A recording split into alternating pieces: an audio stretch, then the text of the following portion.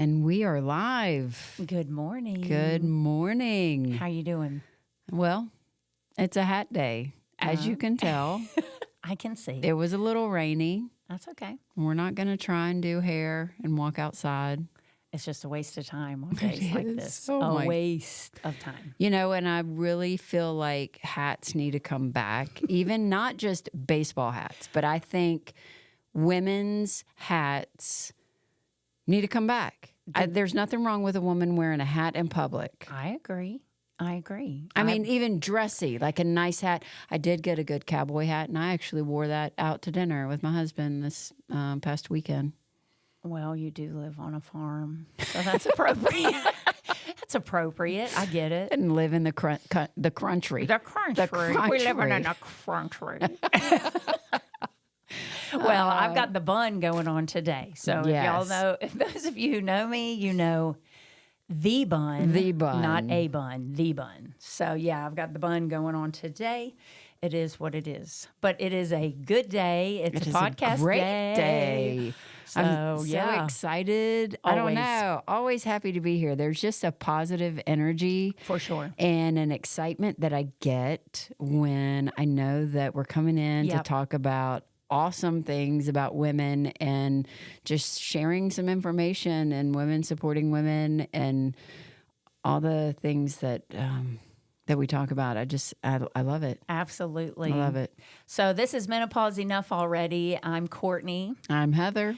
And we are the Mac Sisters, real women, real talk, menopause mysteries, and just women supporting women. Absolutely. This is a crazy journey through perimenopause, menopause, and there is so much misinformation, lack of information, lack of education, to where we as women feel like there is something wrong with me. And we are here to support, talk, discuss all the things. Before we get started, I want to give a shout out to our amazing podcast studio coming to you from Varsity Park Studios at Varsity Park Franklin. It's Roanoke's newest innovative storage and business center. You can find them on Facebook or at varsityparkfranklin.com. Thank you and shout out to them. Shout out to them. Thank you. We do. Love it. So I do have to say our morning has already been like full throttle, gas pedal all the way down. Our brains, there's probably smoke coming out of our ears. We have been so, like, my brain is going crazy. I mean, honestly, I am thinking about so many things, so many topics. Oh my gosh, we got to talk about this. Oh my gosh, we got to talk about this. Well, and it's all come from comments that we've received, and we just want to be able to get all the information out there to everyone, because the more comments we receive, the more we realize that women are struggling. Yes, for truly struggling physically, struggling mentally in their relationships. Guys, this affects so many. It affects everything in our life. I don't want to say so many things. I want to say everything. Right. We're on so one of the big things we've been doing this morning, we are on TikTok. So if you haven't found us on TikTok yet, that look us up, follow us, Menopause Enough Already. It's going to come right up. We had a post yesterday that has blown up. Really, we can't answer all the comments, and it's kind of breaking our hearts because we are seeing total strangers, all walks of life, everyone commenting, "This is me. Oh my gosh, the struggle is real. This struggle is real. I got divorced, my ex-husband, because of this. It's breaking our hearts. And so really we are like, oh my gosh, we got to answer all these questions. We got to get to these women. We got to answer these comments. And it really just reaffirms our passion and our mission to why we are here, why we are doing this. It's women supporting women, because I also think it comes down to the fact that everyone feels alone. Yes. And they're not. No. And none of us are alone in this. No. But nobody knows where to go and who to talk to. And so I know that sometimes it might sound that we've said the same thing in other podcasts, but I'm sorry, repetition is key. But we just have a lot of information that we need to get out, and sometimes we're going to repeat ourselves, but we think it's worth repeating.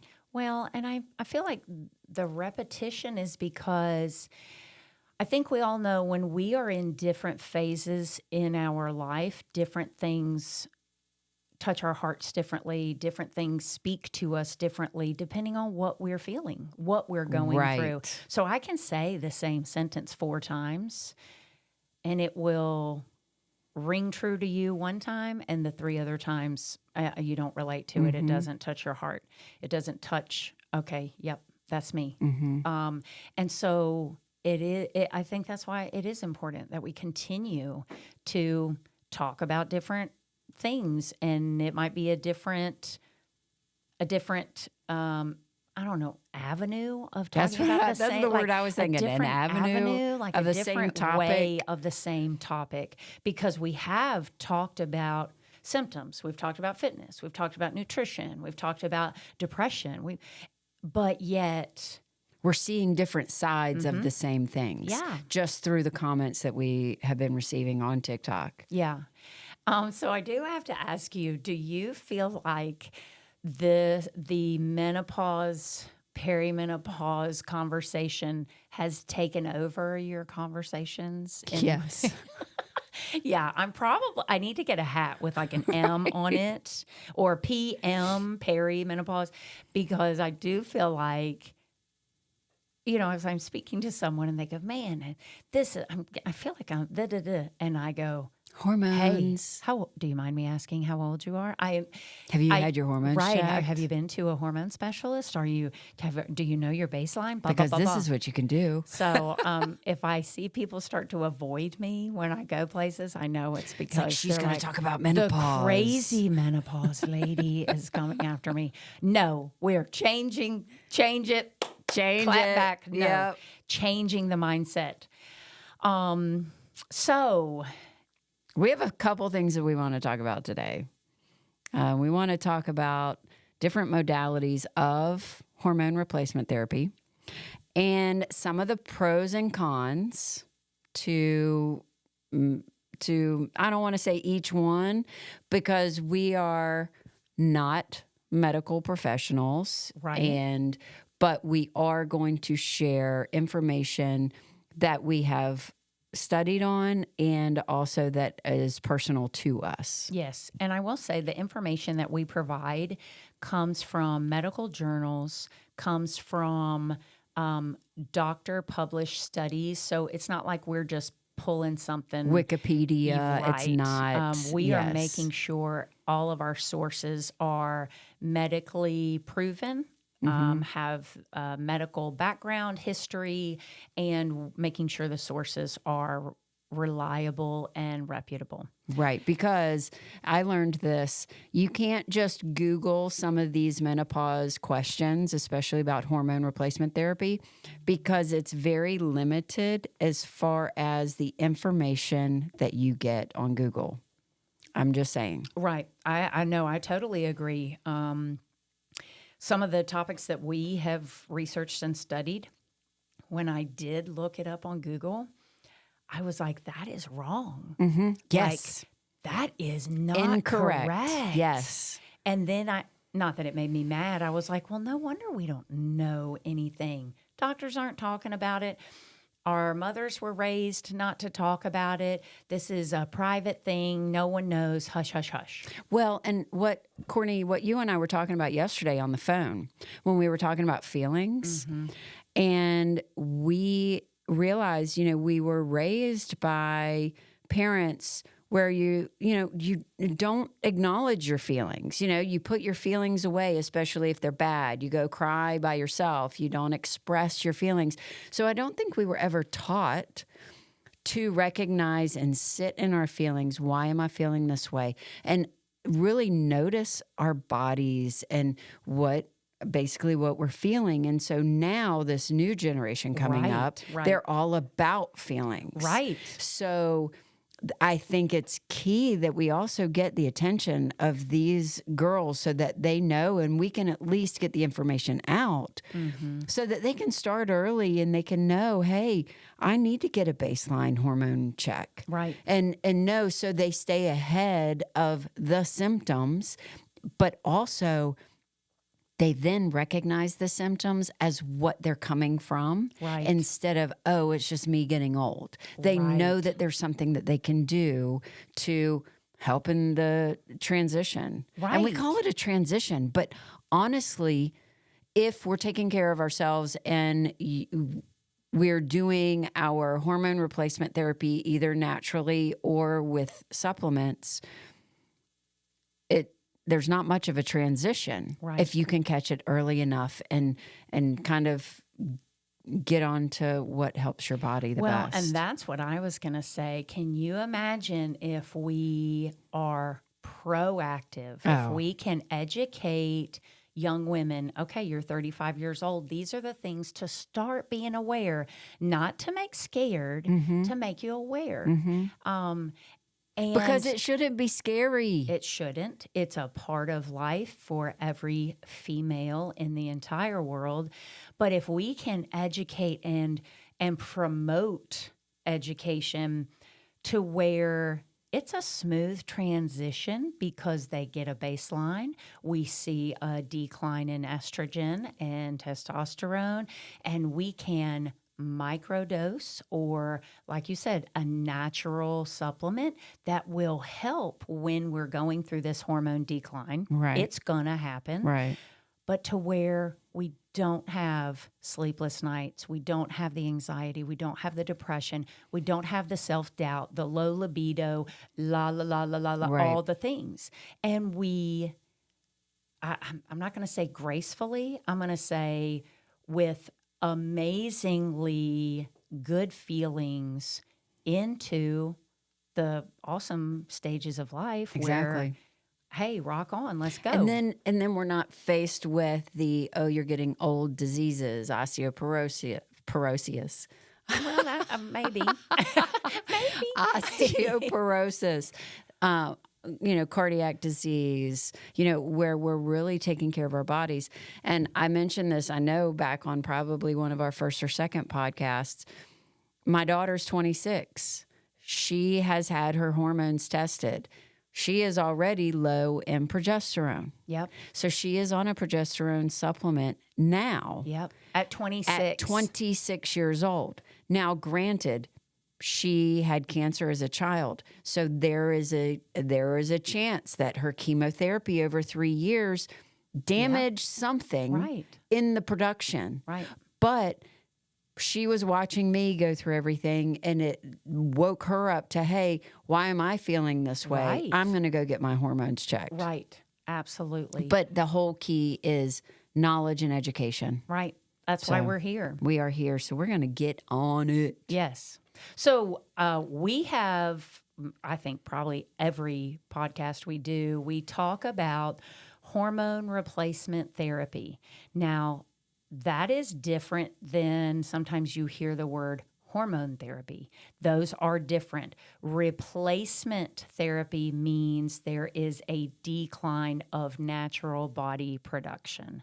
So what we are doing is small dosing to replace hormones that your body already makes.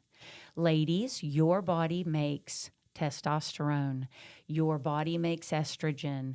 Your body makes progesterone. As you age, the natural production of these hormones declines down to, for estrogen, nothing. You aren't going to be making any estrogen. And progesterone. And so that is where we see these long-term effects. It comes from lack of body hormones, which is what your bodies have made your whole entire life. Right. So there is no shame in testing hormone levels. There is no shame in any kind of hormone replacement therapy. There is no shame in going through this process. Your body was made to do it. And it's a natural process. It is. And it also, there's nothing wrong with staying on hormone replacement therapy for the rest of your life. For the rest of your life. I had a lady ask me yesterday, she's 68 years old, and she said, so I guess I'm kind of too late to get on any kind of help, aren't I? I said, you're 68, right? How long are you going to live? I said, absolutely not. Why wouldn't? If it made you feel better and it fought against osteoporosis, Alzheimer's, cognitive decline, cardiovascular disease, if it fought against those things, why would you not take it? If it kept you healthy, why would you not take it? That's my thinking. Mm-hmm. My body naturally produces those hormones. As they go away, why would I not put that back into my body? Well, it's just like with vitamins. If you're deficient in a vitamin, what does the doctor tell you? Eat up those vitamins. Take the vitamin. Yeah, take a supplement. Take vitamin Walmart. D. See how many multivitamins are on the shelf. Not even multivitamins, but then now all the broken out individuals. Right. We know we are nutrient deficient in some areas. So what do? We take a vitamin. Why would we not have that mindset about a hormone replacement? Now, this is not something that you would do on your own. You have to meet with a medical provider. We recommend a hormone specialist. If you are one of the lucky ones that has an amazing OBGYN that has some menopausal education that really focuses on hormones, then clap your hands, kudos to you, because you are the minority. If your general practitioner has some kind of information, they would probably refer you to a hormone specialist. If they are not trained enough to be able to help you in all of those areas. And so I guess what I'm saying is meet with those medical providers that know all of the ins and outs of hormones and hormone replacement therapy. And that's going to lead us into modalities, the different kinds. What does that mean? Like the modality. Right, and how you can actually take or increase your hormone levels in your body. There's different ways that you can actually do that. Yeah. And working with a hormone specialist, it is wonderful because not all modalities help or work with every single person. Right. You've got to find what works for you. So you might need to try a couple different avenues for the best way that your body absorbs the hormone replacement therapy. Yeah, and what works for you. I know Heather and I have talked about this. This is a journey. Okay, this is not a one visit, stop and shop, and I'm good to go. It's not a take a pill every day and you're good. This is continuous monitoring, continuous conversation. You're usually coming in getting blood work checked like minimum 6 Twice months, a year, every 3 months. If you're trying to, when you're first getting started and you're trying to really kind of see what your body is doing, you're probably going to get tested like every 3 months and see what your body is doing, what levels you're at, how's your body responding to microdosing, all of those things. So this is definitely a process. I heard somebody say one time, well, I tried it a couple of times and I quit. And I've even heard, I've had side effects and that doesn't work for me. I've heard that. And it's like, what kind of side effects? And what didn't work? Was it not the right dose? Was it not the right modality? Right. Or was it identical? Was it systemic? Right. There are two kinds of hormone replacement therapies. So systemic hormones is something that is Like a generic dose. Yes. It's like, hey, we have these patches or rings or birth control pills, like it is manufactured at one level and this is where it's at. And it's usually a higher estrogen level. So asterisk here, star, ... Your systemic estrogen are the hormone replacement modality that has a higher risk of stroke or breast cancer because it is a higher dose. It isn't matched just for you. Now, I'm not a medical professional, and every individual needs to go through these questions with their doctor for them. So I don't want to say, oh, Courtney was bad-mouthing systemic hormones on there. That's not what I'm doing. Be aware of what is out there, knowing, educating, that's what we're talking about. So systemic is like a patch, a birth control pill, a ring, basic production. Birth control. Right. It's birth control. You're right. So bioidentical is made just for you and what your body needs. So a lot of it is custom compounded prescriptions that the pharmacy makes for your body. And what does that mean? Okay, I know I'm getting deep in the weeds here. Hang with me. Let's say my body absorbs testosterone really well, which it does. My body loves testosterone and it takes it and it goes whee, and so I have to be careful with my body. Because she's so strong now. Well, I'm a man. No, no, my body loves it. And so the testosterone that I take is a small compounded cream that I get from a pharmacy halfway across the country just for me. FedExed in just for me, made for Courtney. Because how do they determine, Courtney? How do they determine what dosing to give you or dosing to compound? So what I love about the bioidentical is you start with a small dose, take that, and then we check your blood and your symptoms. We do both. It's not just blood work. What's your blood work say, and how do you feel?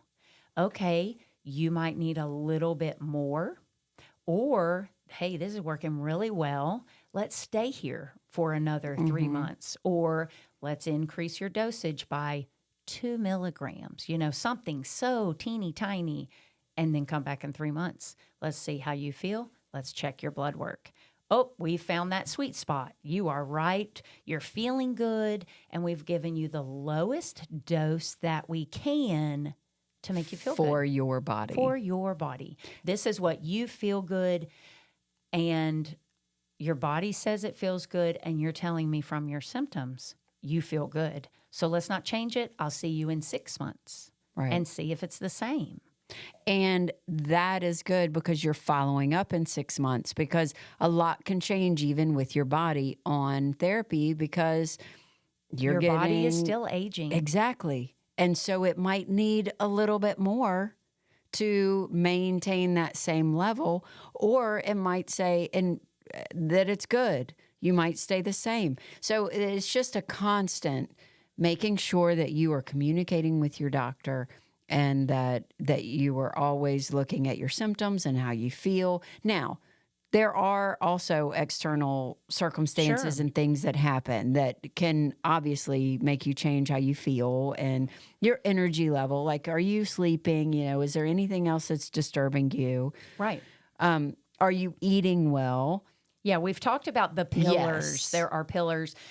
Hormone replacement therapy on its own is not going to fix anything by itself. Miraculously make you amazing. Mm-hmm. There are pillars: sleep hygiene, nutrition, exercise. And I don't want to say exercise. I want to say movement, because again, it's different for everybody. Right. And what your body likes. Right. So strength training, we know, is imperative for women as we're going into perimenopause, menopause, because we need our lean muscle mass, and it helps our bone health as we are lifting weights. And movement. Not I'm running all the time or I'm sprinting on my bike. I'm walking, I'm moving, I'm staying active, non-exercise movement. That's funny you say that because we've done a lot of working today. And so there's been a lot of sitting today. Right.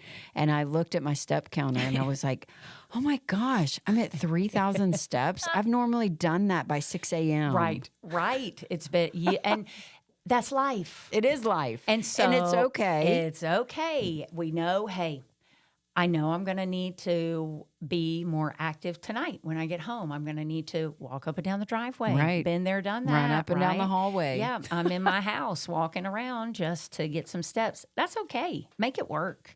Make it work for you. Just move. You don't have to go to the gym to get steps No. in and get on a treadmill. We love to get outside. Hey, get a flashlight and a coat and let's go. Right? If you live in a safe environment. Unless you're on a farm and wild animals might come up to you and you take the flashlight and you shine it around and all of a sudden you've got these green googly eyes. Yeah. We both live out a little ways. And I do remember one night I was outside walking. It was late. It was during the summer. So we had been doing stuff or whatever. And it's dark. So you know it was late. It had to be like 10. Yeah, it was late. And I was like, oh, crap. I got like 4,000 steps. I'm just going to walk up and down the driveway. So here we go, walking up and down the driveway, up and down the driveway. And there's like a possum or something that's walking across the road. And then I'm like, oh my gosh, something could come and get me. I do live out in the country. You know, there's like a 600-acre farm next to me. Something could get me. What is going to get you? A possum?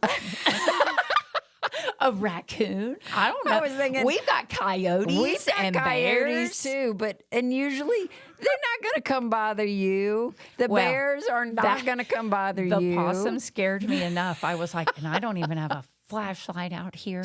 I got to go back in and get a flashlight. So I digress. Okay. I went down. I'm going to digress. There's one time I walked outside and it was really early in the morning because, you know, I get up and at the butt crack of dawn. No, it's before that. It's way before the butt crack of dawn. I go outside, let the dogs out, and I've got the flashlight and I'm standing there and there's a fox walking like across my front yard, probably about 20 yards from me. And it looks at me and I'm standing there in my robe and my flip-flops. And I'm like, I do not have a weapon. I was like, what am I going to do? Stomp my foot? And then I jam my knee? I'm like, what? So no, I just kind of clapped my hands and it looked at me and was like, okay, peace out. Whatever. I know. Get out of here. Crazy lady in a robe. Get out of here. Well, all of that to say, let's come on back. The pillars. Oh, yeah. There I are forgot pillars what we were talking about. that we need to make sure we address. So Heather and I were laughing. We said, who has time to do anything else? I'm getting my workout in. I'm getting my steps in. I'm making my meals. I'm, doing all the things. And it's like, okay, well, crap. I haven't gotten anything else done. Right? It's like all I have done is my what do we want to call this? I don't know. My self-care. Making sure all day. We're okay. Yeah, self-care all day. But there's nothing wrong with that. Agreed. If you need to do that for a day, do it. Do it. Yeah. Do it. No shame. Well, so we've talked a little about blah, blah. We've talked a little bit about modalities. So can we give, what are some of the modalities? Okay. What are they? Let's there are a lot. There are a lot of varieties. Mm-hmm. And again, systemic, which is like birth control, patches, a high dose manufactured at a certain prescription strength, bioidentical, what your body needs, made for you, custom compounds. There is a difference. Now, and I will say there are different doses of pills and of patches. Yep. So don't feel like, oh my gosh, I've got a pill or the doctor gave me a pill. Right. It could be the lowest dose that comes in. Right. But just know it's more of a systemic estrogen. Yeah. So it does. All right. So there's oral. So you've got a pill form, which is usually your progesterone. Mm-hmm. Now, your progesterone also can be made in a regular pharmacy, which is done with a peanut oil base. So if you are sensitive to peanuts, I would say go to an apothecary or tell your doctor to go to an apothecary, because I have a sensitivity to peanuts and almonds. So we found that it was giving me migraines to take them. Pause. Okay. You were prescribed progesterone, Yes. right? You took them, Yes. and you're like, man, I'm getting really bad headaches. I have a headache every night when I wait, and then I would have it in the middle of the night, and when I got up in the morning, I still had the headache. So you go to a hormone specialist. Mm-hmm. When you went back and you said, hey, I'm getting a headache, did they recognize that? How did you find that? I want to point out, hormone specialists, I am going to say, they're badasses. Like, they know their stuff. Right, they do. So basically what happened is he said, oh, do you have a peanut sensitivity? And I said, or he said, are you allergic to nuts, or do you have a peanut sensitivity? I said, yes, I do. I get migraines.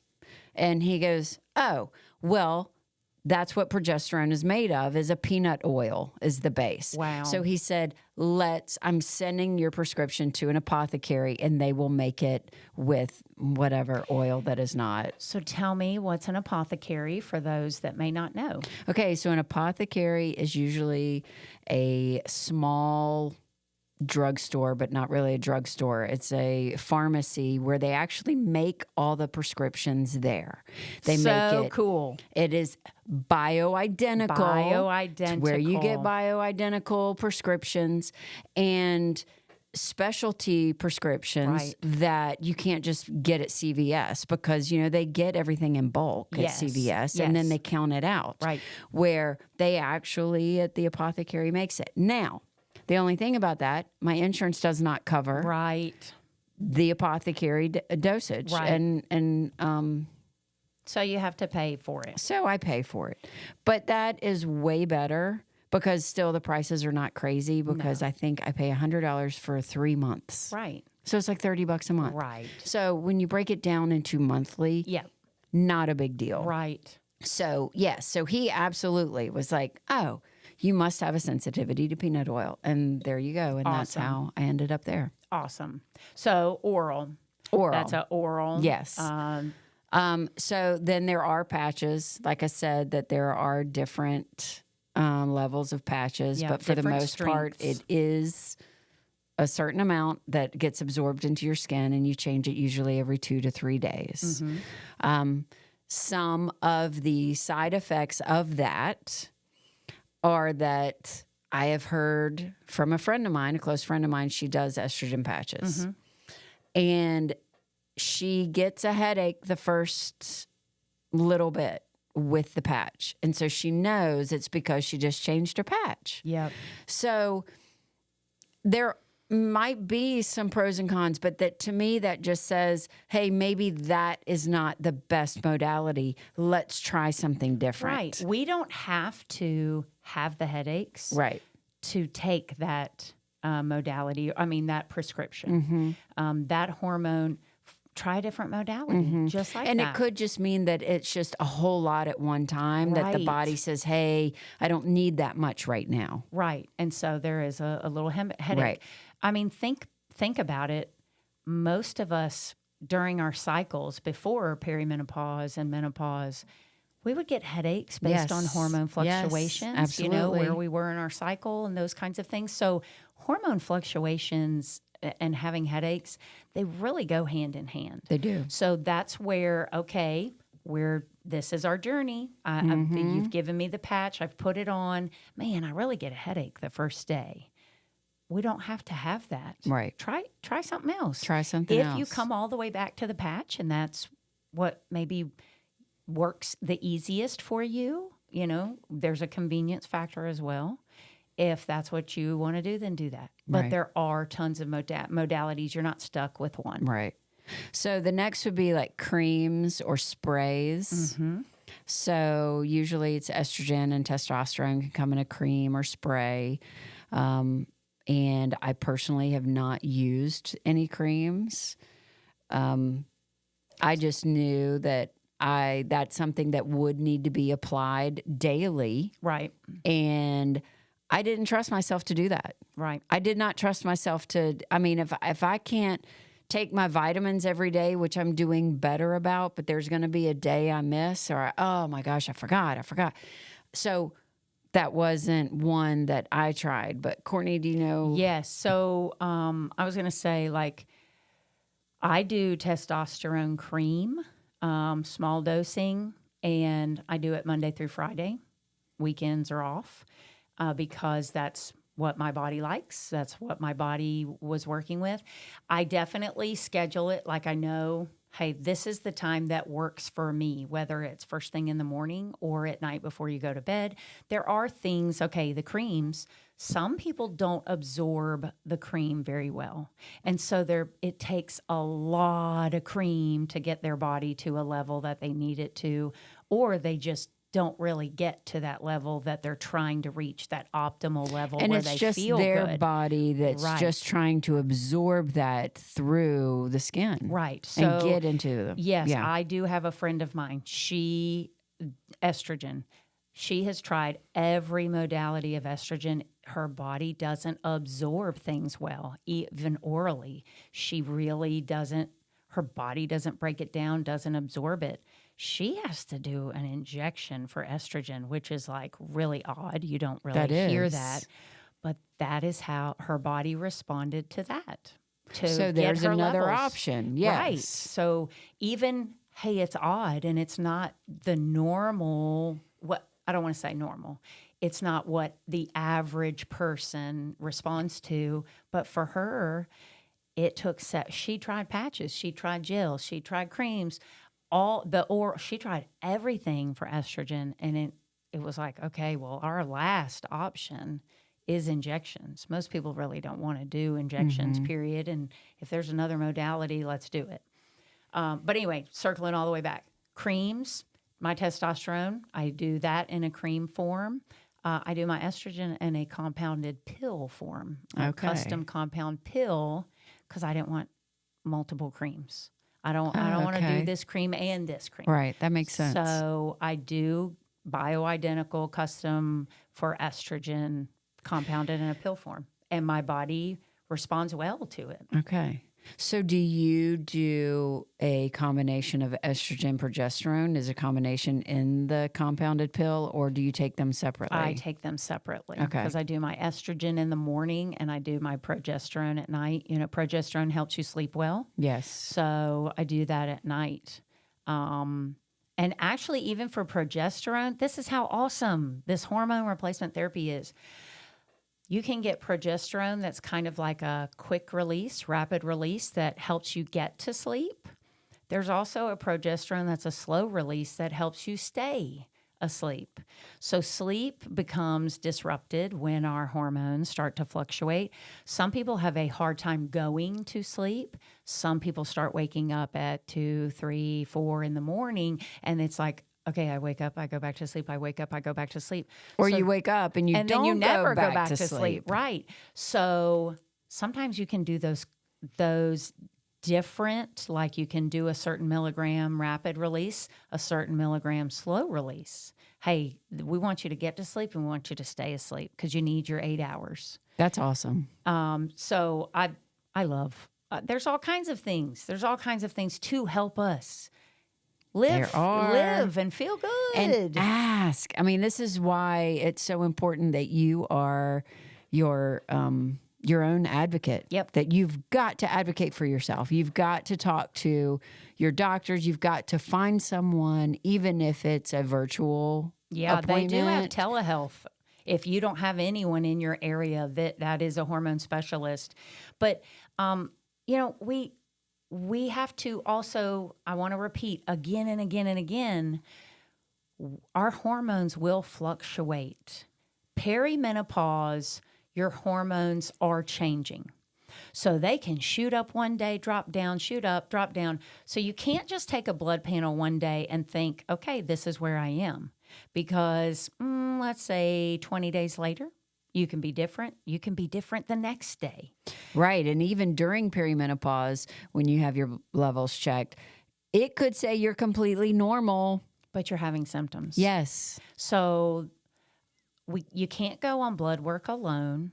And especially when you get into menopause, there are no levels. I mean, we're done producing anything. So when you go, hey, let's take your blood work, we're bottomed out. Right. I'm nothing. menopause. There's nothing. So what we're doing there is if you are going to take HRT, you're monitoring how your body is responding and absorbing and using. So I am menopausal, but this last time I went to the doctor, my testosterone was up. And my hormone specialist, I love her. She is awesome. She goes, hey, because my dosing had not changed. Dosing was the same. Okay. She was like, hey, what are you lifting really heavy weights? She said, because we know your body loves testosterone. And I said, oh, yeah. Like this past 2 months, my focus has been as heavy as I could go, like 5 reps and I'm done. She was like, well, I can tell your free testosterone is way high. So we're going to back off your heavy lifting. Now, this is for me. Everyone is individual. We're going to back that off a little bit.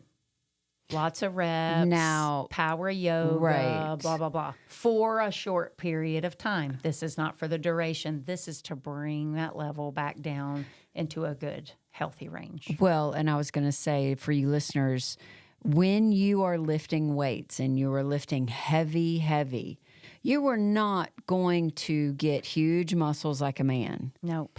But it does help your body produce more testosterone. Yes. That's what helps you build muscle, get stronger. So that's what had happened to Courtney. Yeah. I was taking my regular base level testosterone. It's not like I was huge loading testosterone, trying to get huge. My body just really liked it and was responding. The more muscle you have, it helps stimulate all kinds of processes in your body. So that was crazy for me because I've been doing HRT a year and a half, maybe, and I'd never had that problem before. But it was like, now when I say I was lifting heavy, she was lifting heavy. I was lifting really heavy, like over 500 pounds on leg press, and like really, we're rowing with 75-pound dumbbells. Like I wanted to just see how heavy, because we keep saying and we keep hearing, hey, we got to build muscle and we got to lift heavy. And so I was really taking that to heart. Now, let me also fill you listeners in on a little bit. My sisters are very strong naturally. So that is also not a normal thing or in the normal bell curve as far as weights that a woman normally lifts. So she was strong to begin with and then was lifting heavy on that. So, yeah. I still don't have big muscles. So even lifting those heavy weights, it was like, my muscles haven't changed. It was but you're strong. Right. And just being strong and being that's what healthy. It's about. Strong over skinny. Yes. Yeah. Yes. Strong over skinny, nutrition over calories. Yes. Though we have to change that mindset. Exactly. So one more way I want to talk about is the subcutaneous pellets. Yes. That's another modality. And that is usually they are surgically implanted every 3 months right in the top of your glute. So, like, do you have to have stitches? Like, what do you have to, how does that work? So that's the modality that I chose. Okay. So I've Why been did doing you this. choose that? So for me, it was for a convenience factor. And they can still adjust the pellets for what I needed. So they're like the pellets are microdosed. So they can still, they figure out what you need and give you, a low dose to start with.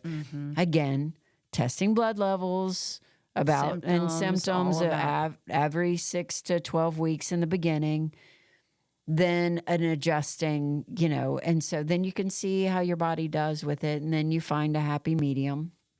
And so I chose that, and usually there's, as far as stitches go, most people, I don't think my doctor, he'll do a stitch if like there's excessive bleeding or if you want a stitch. So personally, I have gotten a stitch every single time except for one. And I didn't like how I felt because I could feel like a little bump. And I felt like it was my body's way of not pushing it out, but just, using your glute muscles. So it's naturally a progression to want to put. But there is like a butterfly thing over top and a little patch, and then it's taped over. So, it's protected and it's not going to come out. Your skin heals so fast. But for me personally, with just as how active I am, I just say, hey, put a stitch in it, and they do, and I'm fine. It's fine. And so does that work well for you? Have you liked doing the pellets? I do like the pellets. Now, with the pellets, you have a little more fluctuation like you would naturally have in your body, through the month. There's a natural fluctuation because, the pellets, when they're put in, it's like you get this little micro dose of energy and pure joy. Right. Like the second day after, you go, oh my gosh, I love feel my so pellets. good. Yes. And so then they're a slow release over the 12-week period. So about 2 weeks before it's time for my pelleting, I do start to feel some symptoms come back. I might get a little agitated or my food cravings might change, where I'm craving a little more carbs, or my sleep patterns might change a little bit. It's not bad enough that I would change the modality, but I will say, the more you exercise, the quicker you use it up. Because your body needs the hormones for repair and everything that you're doing. If you get sick, your body's using it up for healing. It boosts your immune system. So if you have a surgery, it is healing. So you're going to go through them a little bit quicker. So that's something that honestly, I just talked to my doctor about. It's like, hey, I've been sick, or last year I broke my foot for no reason. Osteoporosis. No, I'm not going to say that. Low estrogen. Low estrogen. Yeah. And that was right after I had started hormone therapy. So we were just starting to figure out what was going on. And it was, okay, let's break a bone. Yeah. Let's get a stress fracture. I hadn't gotten back on I don't want to say a good balance levels for my body. Right. But yeah, I broke my foot just stepping out of my car. I didn't twist my ankle. I just got out of my car to go walking. And while I was walking, I was like, man, my foot just feels really funny. I must need new shoes. Well, who would think you'd have a stress fracture in your foot? I know. Who does that? I got out of my car. I know, but I didn't even make a sound. Like, it didn't do anything until after the walk. And I was like, oh, I must need to take my shoes off. No, I didn't. That actually made it worse. So anyway. Well, I love, Heather and I, different modalities, different reasons for why we have kind of picked the modalities, but it works for us. And again, you have trial and error. If you have a hard time remembering to take vitamins or antibiotics or whatever that you need to take, pellets might be a great option, or patch, or there's lots of different modalities, and it might be a combination of some that you do. That's what I do. I have a combination of some that I do personally. And I was just going to say, it's got to fit your lifestyle. So there's no reason to go through it if you're not going to take and do what you need to do to, use the creams or take the pills. If you're not going to take them, don't even go. So I will say, Also finding the right specialist for you or right doctor for you.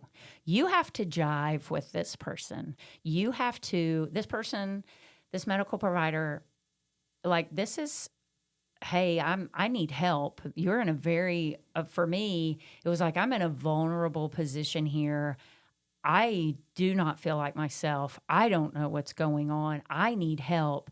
And I really feel like that person has to make you feel heard and make you feel comforted and that kind of thing. So you have to really kind of jive well with your medical provider. With that being said, every hormone specialist or doctor that provides hormone replacement therapy, they have their different views on things. And so some won't do different modalities. They go, this is what I do. This is what I do. And so find someone that works with you, not this is my cookie cutter approach to everyone. Mm-hmm. So find someone that listens and says, okay, well, let's try this, let's try this, let's try this. And then we can change, we can adjust, we can do different things. So I think that's super key as well. Yeah, absolutely. Yeah. I feel like hormone replacement therapy, some people have a negative idea of what it might be and the risks. There are risk factors that everyone has in their genetic family medical history. You will talk about that with your medical provider. That specialist will do a lot of questions before you ever talk about any kind of replacement therapy. And ask your questions. Write them down. We've talked about this in a podcast before. Write your questions down. Write your concerns down and have a really deep dive into what you want to find out. Your symptoms, your concerns, your feelings, that's what you're bringing to this specialist. They don't know their approach until they speak with you and get to know you. Then you say, okay, this is what we're going to do, and you're the person for me. This is great. Absolutely. I think it's key to find a doctor that's going to work with you. And again, you interview the doctor. Yep. So that's where you're having your questions, and the questions not only about, hey, this is happening to me, but what have you done? Right. What have you done for patients? How many patients are feeling better because of how you've helped them through this time? Right. So you ask them questions about what they've done, what their education is on hormone therapy. Right. What if do they use more than one modality? Anything that you can think of that you want to know from your doctor, they pretty much have to exactly, and they have to tell you. Yeah, because if you're like me, you get in the office and they go, "Do you have any questions?" And no, I go, "I think right I'm now." okay." And then I get in the car and go, "Oh crap, I didn't ask this. Exactly. I meant to ask this." Write it down. Ask your questions. Yes, absolutely. And you have to do what works for you. You have to feel good about your decisions. And the main goal out of all of this is feeling good throughout life. We're all going to age. We want to feel good as we age because we do have that right. We want to be able to get on the floor and get up. Right. We want to feel good. I don't want life alert. I've fallen and I can't get up. Right. Right. How many people are not found? Oh, no. I don't want life alert. No. Oh, no. That's a fear. That was a fear of mine, like for real. Really? Falling down the stairs or something, and my family finding me, or my kids coming home when they were younger and me laying at the bottom of the stairs because of whether weakness or something yeah. Okay. Falling is a real thing. Absolutely. Absolutely. That's another episode. Golly. But whatever questions you have, whatever help you're seeking, symptoms you're going through, track it. take it to the doctor because there is help. And you're not broken. And you're not alone. No, this is a natural process, and these hormones are what our body naturally produces. We are not putting anything in our bodies that it doesn't make on its own. Exactly. So just remember, follow us because we're everywhere. Follow Menopause Enough Already on Spotify, Apple, YouTube, TikTok, Instagram, Facebook. And it just put it in. Follow and share. It's so important that we get this information out. Right. Especially to this younger generation. That we want proactive awareness and proactive steps so that this transition doesn't have to smack us in the face like it has for a lot of us. Exactly. We can prepare, be aware, oh, this is what's going on, no biggie, and hey, this is what I'm going to do. Yeah, next steps. Yeah. So, and it doesn't have to be scary, and it doesn't have to be like, oh my gosh, because if we can get the information out and get women educated, then we're aware of the symptoms that are happening, then we're not scared, hey, you know, I'm not going to make it, you know, I need prayers. Right. Now, not to say that nothing bad will happen. I'm not, you know, but more aware, and then testing hormones, getting blood work done, and, you know, just being an advocate for yourself. Yep. I've enjoyed being with you guys today. Absolutely. Until next time. Bye.